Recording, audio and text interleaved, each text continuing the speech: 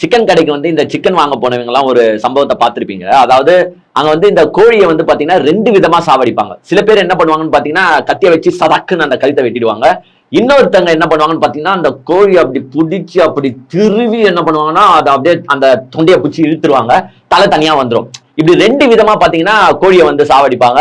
இன்னைக்கு நம்ம super star வந்து என்ன பண்ணிருக்காருன்னு பாத்தீங்கன்னா இந்த அணில் குஞ்சுகளை, சாரி அணில் குஞ்சுன்னு சொன்னா நல்லா இருக்காது, இந்த காக்கா குஞ்சுகளை, அப்பதான் அவங்களுக்கு கரெக்டா புரியும். இந்த காக்கா குஞ்சுகளை என்ன பண்ணிருக்காருன்னு பாத்தீங்கன்னா அப்படியே புடிச்சு அந்த கழுத்தை திரு திரு திரு திரு திரு திரு திருவி, நான் உங்களை உடனே சாவடிக்க மாட்டேன்டா, வெயிட் பண்ணுங்க, எலெக்ஷன் அன்னைக்கு உங்களை கதம் பண்றேன்னு இன்னைக்கு ஒரே போஸ்ட்ல பாத்தீங்கன்னா மொத்த அணில் குஞ்சுகளையும் நம்முடைய சூப்பர் ஸ்டார் வந்து பாத்தீங்கன்னா கதற விட்டு இருக்காரு.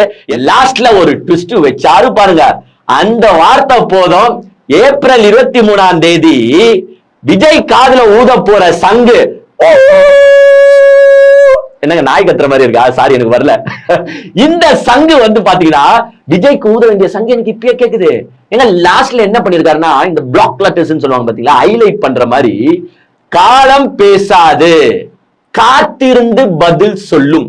எது காலம் பேசாது கண்ணா, ரஜினி சார் ஸ்டைல்ல சொல்லணும்னா காலம் பேசாது கண்ணா, வெயிட் பண்ணி பாரு, காத்திருந்து பதில் சொல்லும். என்னத்தை மீன் பண்ற நீங்களே கொஞ்சம் சொல்லுங்களேன்.